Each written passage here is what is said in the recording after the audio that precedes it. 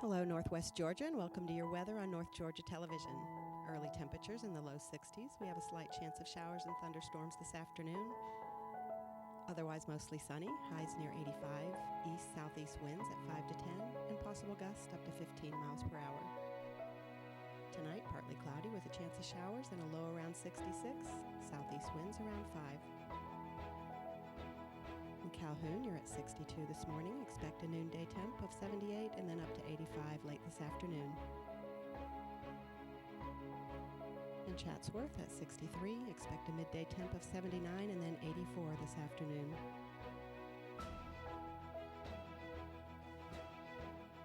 Chickamauga, 60, 78 at midday and then 85 for the high.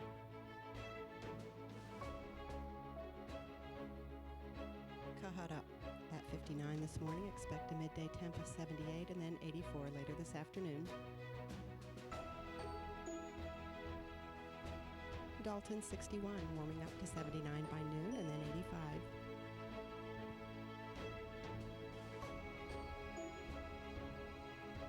And Fairmount, starting at 64 this morning, expect 78 at noon and then a late afternoon high of 84. Fort Oglethorpe, you were at 60 this morning, rising to 77 by noon and then 84 for the high today. Lafayette, that should be 59 this morning, 76 expected midday and up to 84 this afternoon. And Ringgold also had 59 for the overnight low, up to 77 midday and then 84 for your afternoon high. And looking ahead, Thursday, mostly cloudy with a 30% chance of showers and thunderstorms, mainly in the afternoon. High near 83. South winds 5 to 10 miles per hour with gusts up to 15 miles per hour. And Thursday night, mostly cloudy with a low around 65 and showers likely late in the evening. Friday, showers likely with a high near 80. Cloudy and more showers expected overnight and a low around 63. Saturday is expected to be cloudy and a high near 80. A 50% chance of showers and thunderstorms both Saturday and Sunday. Saturday night, mostly cloudy with a low near 63, and Sunday, mostly cloudy with a high near 78. Mostly cloudy skies remain Sunday night with a low around 57, and Monday, mostly sunny, then clear overnight with a high near 76 and a low of 52. Mainly sunny. Next Wednesday, highs near 78, clear overnight, lows near 58.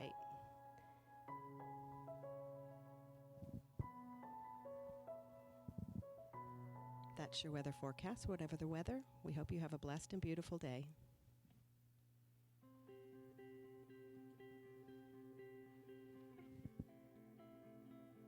And here are the area obituaries.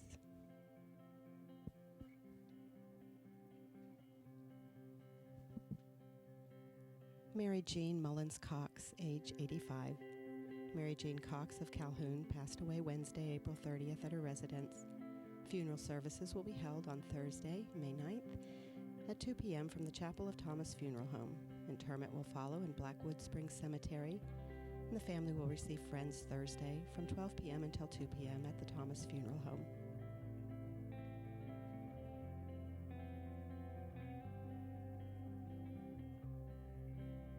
Mr. John Berlin J.B. Postel, age 93. J.B. Postel of Dalton passed away Saturday, May 5th at his residence. Funeral services will be Wednesday at 11 a.m. from the Chapel of Love Funeral Home. Burial will follow in Cove Church Cemetery.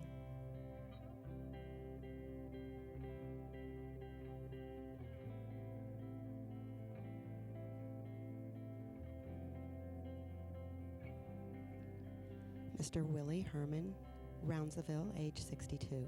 Doyle Rounsaville of Somerville passed away Thursday. Funeral services will be Wednesday, May 8th at 3 p.m. at the New Spirit and Truth Assembly of Jesus in Somerville, with Bishop V.T. Hardin and other ministers officiating. The family will receive friends 1 hour before the service, and the interment will be Thursday at 11 a.m. at the Chattanooga National Cemetery. Arrangements by Willis Funeral Home. Delta Lee Bowers, age 61.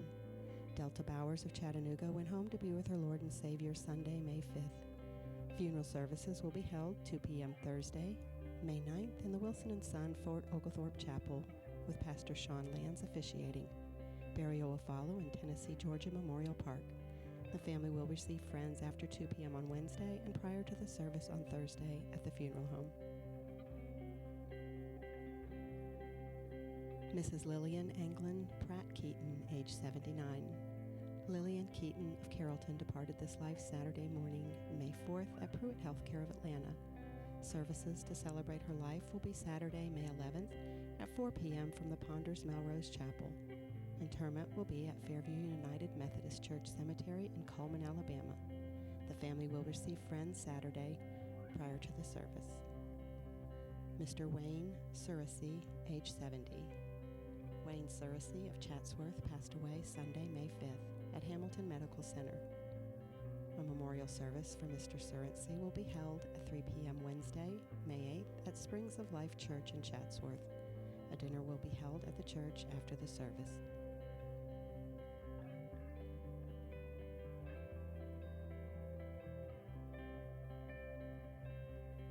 Mr. James Hilburn Smith, age 79. James Smith of Calhoun died Sunday, May 5th at Redmond Regional. Services to honor the life of Mr. James Hilburn Smith will be held Wednesday, May 8th from Newtown Baptist Church with Reverend Walter Hare and Reverend Terry Timms officiating. The body will lie in state at the church Wednesday from 12 noon until the service hour, and burial will follow in Chandler Cemetery. Funeral arrangements by Max Brannon and Sons. Mrs. Kim Smith Carey, age 61. Kim Carey of Calhoun passed away suddenly on May 3rd. The funeral service will be Wednesday, May 8th at 3 p.m. from Calhoun First United Methodist Church. Kim's body will lie in state at the church on Wednesday from 2 until 3 p.m.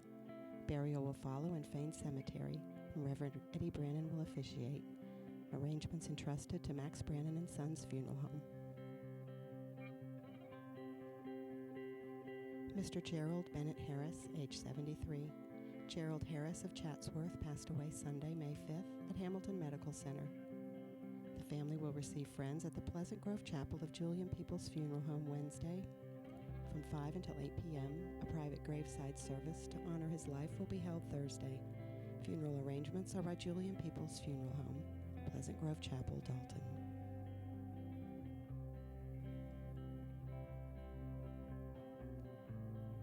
James Robert Andreas, age 92. James Andreas passed away Tuesday, April 30th at the VA Northern Indiana Medical Center. James served in the U.S. Army during World War II, and he's survived by 4 sons and 2 daughters, one being Denise Wood of Dalton. A massive Christian burial will be held Wednesday in Kokomo, Indiana. And arrangements are by Ellers Mortuary of Webster. You can visit ellersmortuarywebster.com to sign the guest book or to leave online condolences for the family. And that's the area obituaries. Stay tuned for your news.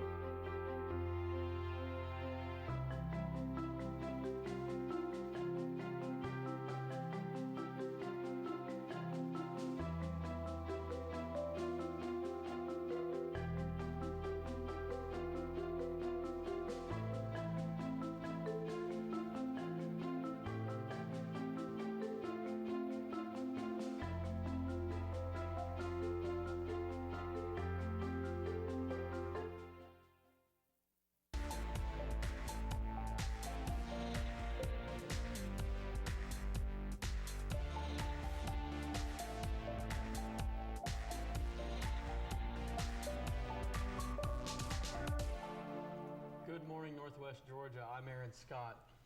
We're your news covering Catoosa, Gordon, Murray, Walker, and Whitfield counties. Today is National Teacher Appreciation Day. Take a moment and thank your favorite teacher. In the news today, Georgia's heartbeat bill is now state law. Governor Kemp's crackdown on gangs. Representative Tom Graves hosted a local government services day. GDOT plans for Whitfield Bridge repairs. Walker Rocks Outdoor Series kickoff and other upcoming events. Georgia Governor Brian Kemp has signed a bill that bans most abortions after about 6 weeks into pregnancy, setting the stage for what is likely to be a costly legal battle. Kemp said Tuesday, just before signing the bill, that he realizes that some may challenge it in the court of law, but that our job is to do what is right, not what is easy. He said we are called to be strong and courageous, and he will not back down. He will always continue to fight for life. Georgia's heartbeat bill was one of many proposed across the country, and similar anti-abortion measures have already been signed into law in Kentucky, Mississippi, and Ohio. The law here will outlaw abortions after a heartbreak has been detected, while allowing for a few exceptions. Kemp vowed on the campaign trail to sign the toughest abortion law in the country. The measure narrowly passed in the state's General Assembly earlier this year.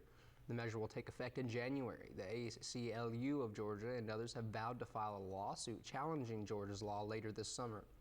The bill's lead sponsor, Representative Ed Seltzer, a Republican from Ackworth, said that Georgia's legislation establishes the personhood of the unborn child by allowing parents to claim a tax deduction and other provisions, and that he thinks they have laid a solid legal foundation with a solid science behind it. The state of Georgia has recognized that the child in utero deserves full legal protection as a human person, and in doing that, they have said the groundwork that, should it make it to the Supreme Court, is going to find a very favorable reception. I personally salute Kemp on this decision. Next up, on a recent Sunday morning, the small town of Adel, Georgia, that would rather be known for its daylilies, became the setting for the type of violence Governor Brian Kemp has highlighted as a statewide crisis. About 300 people, some as young as 12 years old, were gathered at a venue for post-prom party when about 100 shots were fired, killing an 18-year-old who had just finished the National Guard training and injured at least 2 others. Investigators have said the shooting appears to be gang-related. Known gang members were there, although investigators have not at this point connected the motive to gang activity. Special agent in charge with the Georgia Bureau of Investigation, no one has been arrested. Meanwhile, a small South Georgia town is left grappling with its newfound association with potential gang violence. Governor Kemp made a proposed crackdown on gangs and drug cartels a central part of his campaign, pledging to form a task force and fund a street gang database. Chase Daughtry, who is the Cook County probate judge, he thinks it's been a wake-up call for the community. Law enforcement and others say the problem is certainly not unique to Cook County and includes in towns even smaller than even Adel, which was home to about 5,000 people. Law enforcement officials in Whitfield and Murray counties report that gang activity is flat or down locally. Dalton Police Department Detective Christopher Tucker has been a member of the Conasauga Safe Streets Task Force for more than 7 years. And he says gangs aren't as visible in the city as they once were, but that doesn't mean they aren't still active. He also says the task force in Georgia's anti-gang law, which imposes a prison sentence of not less than 5 years for those who commit gang-related crimes, has had a big impact in deterring gang activity. Whitfield County Sheriff's Office Captain Paul Woods said that agency has seen similar trends, and their office has experienced a decrease in reports of these types of cases and in the number of gang members documented and reported over the last few years. But that doesn't mean gangs have gone away. Tucker said the Safe Streets Task Force has a database of 300 documented gang members in Dalton. Woods said the Sheriff's Office signed 2 members of its narcotics unit to task force for approximately 10 years. The database is still in the works, but Kemp announced earlier this month that he is moving forward with the task force under the Georgia Bureau of Investigation, making it the agency's first anti-gang initiative. Lawmakers budgeted $500,000 for the effort this year. Kemp said that there is a lot of law enforcement and prosecutors all across this state who are working hard on this issue every day, but they need some help.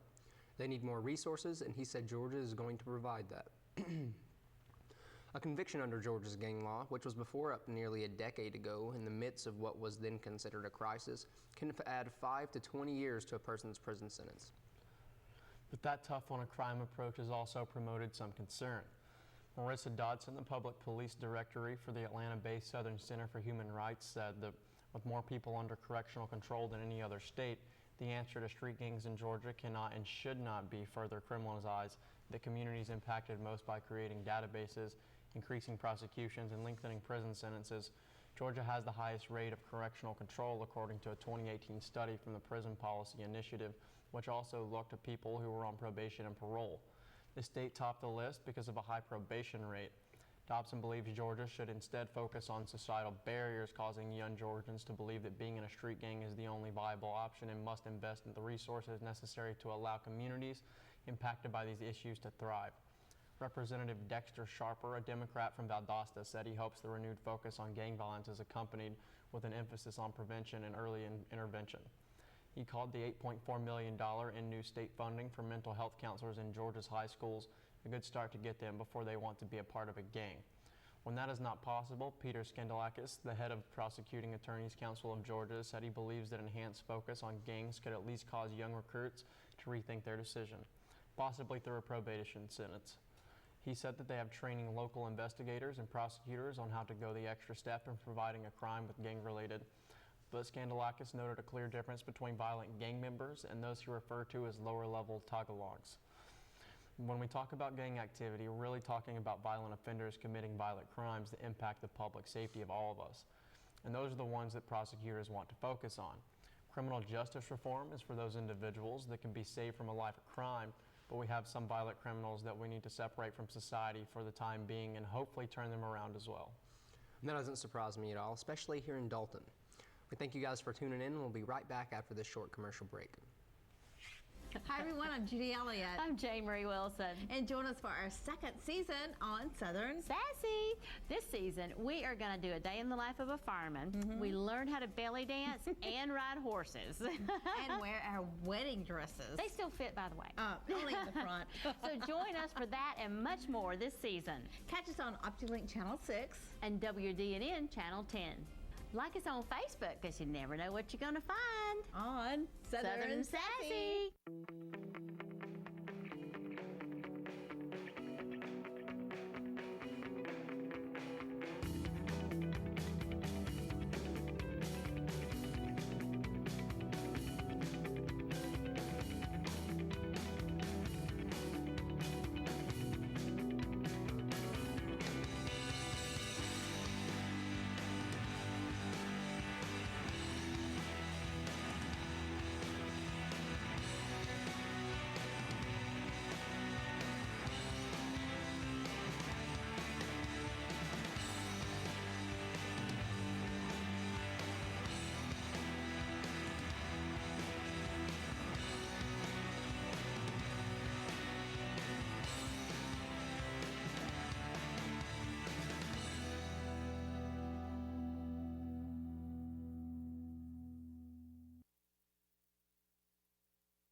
First Bank of Calhoun and First Bank of Dalton are proud to serve our communities, providing the products you need plus the personal service you expect from your hometown bank. We offer the latest technology like customized instant issue debit cards, InstaPay, and more. And with our experienced First Elite bankers, switching to First Bank has never been easier. Stop by and see what sets us apart. First Bank of Calhoun and First Bank of Dalton, your bank for life. Member FDIC. I'm Ron McKinney, pastor of Kinsey Drive Baptist Church in Dalton, Georgia. KDBC has been the birthplace of several Christian organizations. It was the birthplace of Christian Heritage School 30 years ago, and through the Academy of Fine Arts, Labrie Symphonic Orchestra was founded by KDBC members Gene and Betty Lindauer. The ministry of KDBC reaches around the world with the missions of To Every Tribe Ministry, and I was a founding member of North Georgia Fellowship of Christian Athletes in 1992. Majesty is the longest running television program on North Georgia television. For 28 years, we have faithfully proclaimed the doctrines of grace. Kinsey Drive Baptist Church welcomes you to visit at 2626 Kinsey Drive on Sunday morning at 11 a.m. Our website is kinseydrivebaptistchurch.com. To God be all the glory.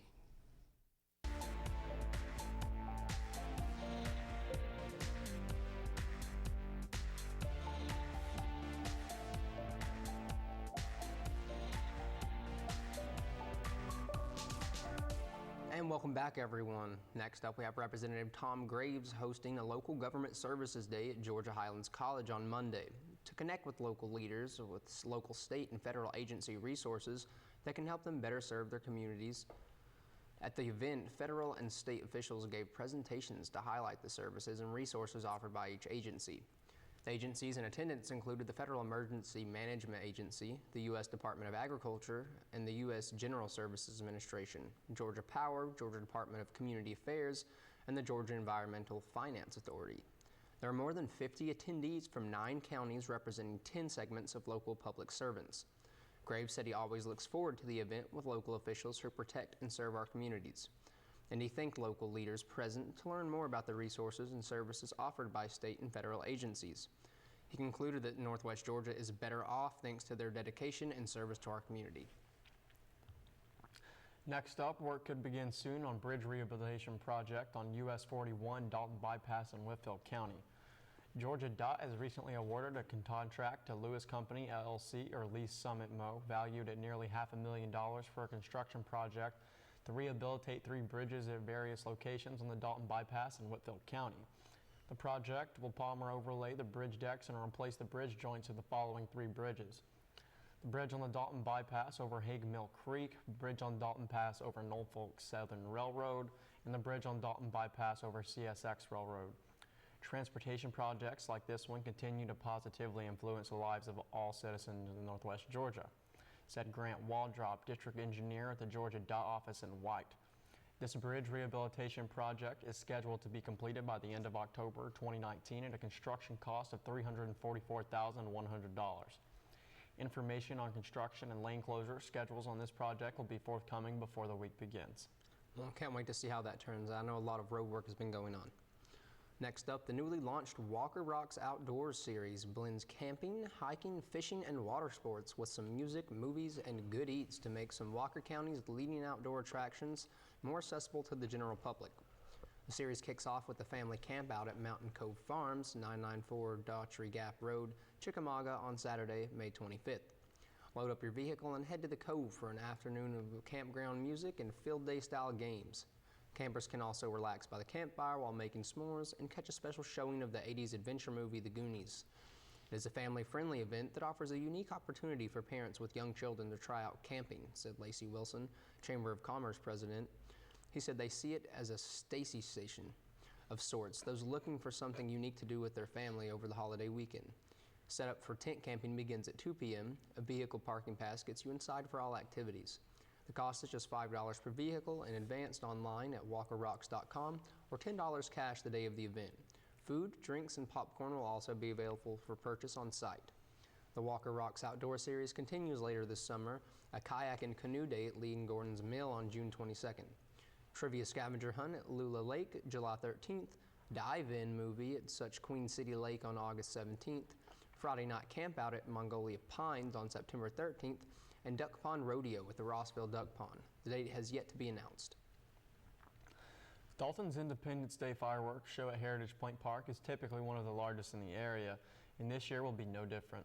The City Council voted 3-0 Monday night to approve a $18,500 contract with Pyrotechnic of Newcastle, Pennsylvania for a 20-minute 4th of July fireworks show.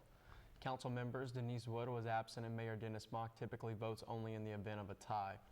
Parks and Recreation Department Director Mike Miller said the show will feature 1,200 to 1,500 separate shells fired. Miller said Heritage Point Park will be the best place to see the fireworks show, but it will be visible from much of the city. Council members also voted 3-0 to renew an agreement with Spectra of Norcross for carpet cleaning and floor stripping and waxing in the City Hall for $4,900, and to renew with McGriff Insurance Service coverage for various vehicles and equipment for $323,500.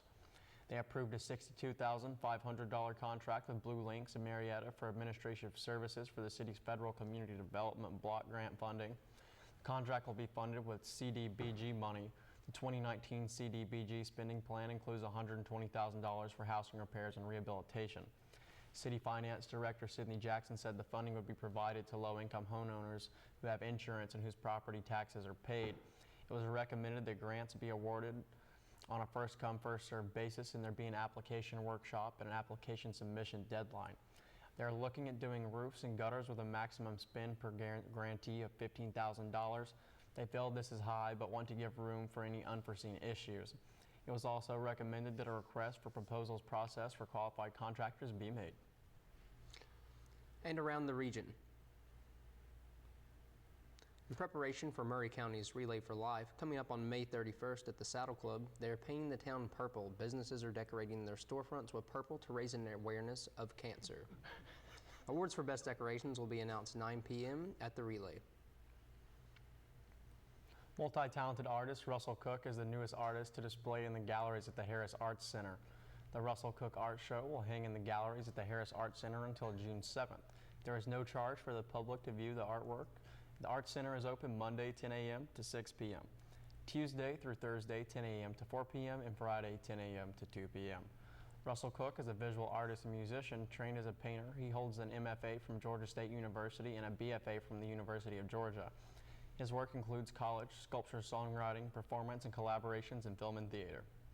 On May 15th from 11:30 a.m. until 2 p.m. at the Matt Gaston Community Center in Dalton, the Georgia Legal Services will offer a comprehensive forum that will discuss the many ways evictions in the private landlord-tenant market impact the residents, families, and community that comprise Dalton-Whitfield County. Panelists include representatives from the City of Dalton, the Dalton-Whitfield Community Development Corporation, DocUp, and the Northwest Georgia Family Crisis Center. Forum is free with complimentary lunch, but guests may contact Heidi Binky at Georgia Legal Services to register. Thursday, May 9th from 11 to 12:30, Dress for Success and Interviewing 101 class will be held at the Dalton-Whitfield Library. Saturday, May 11th, the New Echota will host an archery class from 10 a.m. to 2 p.m. for the standard park admissions price. Join a ranger to learn the basics of archery and see if this hobby is right for you. We'll provide all the equipment you need to be hitting the bullseye in no time. You must be 9 and up to participate. New Echota site is a designated National Historic Landmark and has been nominated as a traditional cultural property and a certified site on the Trail of Tears National Historic Trail.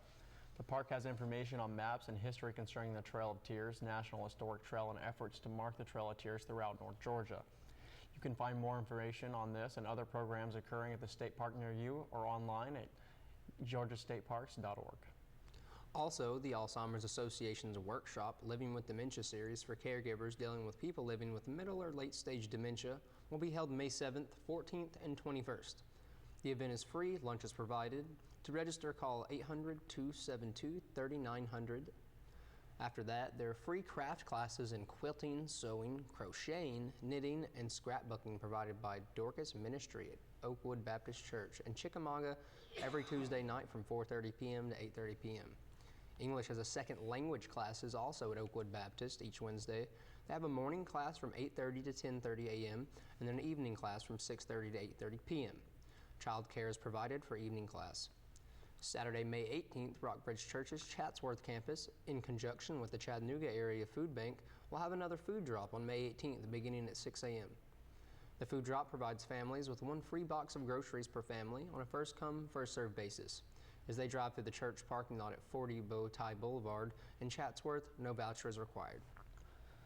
Volunteers needed for Big Red Reads. This summer marks the 10th anniversary of Big Red Reads. They have distributed over 12,000 books to our community and checked out 4,500 bags of leveled text to our elementary students. None of this will be possible without the many wonderful volunteers they have had over the years. The summer schedule is Mondays and Wednesdays from June 3rd, 26th and July 18th to the 17th from 11:30 to 12:30 at various schools and parks in our community. Volunteers meet at the lunch site at 11:30 a.m. to help unload the bus and help students find just the right books. At 12:30 p.m. the bus is packed back up for another day. Looks like we're running out of time here at Northwest Georgia Television. We thank you for tuning in today. I'm Aaron Scott. I'm Adam Scott. Remember, guys, stay classy.